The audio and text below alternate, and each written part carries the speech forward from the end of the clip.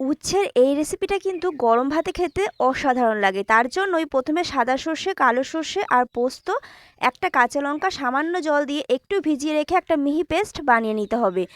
উচ্ছেগুলোকে একটু লম্বা করে কাটতে হবে এই রেসিপিটার জন্য। দেখো, একটু বড় সাইজের উচ্ছে নিয়েছি আর লম্বা করে এখানে কেটে নিয়েছি।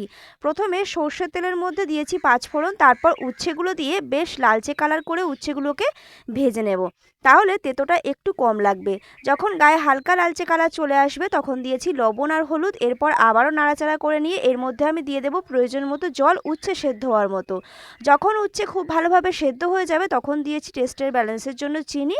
তারপর দিয়েছি ওই সর্ষে, পোস্ত, কাঁচা লঙ্কা বাটনাটা। পর আবারও একটু খুব ভালোভাবে ফুটিয়ে নিয়ে গ্রেভি কমে এলে দিয়েছি কাঁচা সর্ষের তেল নামানোর আগে।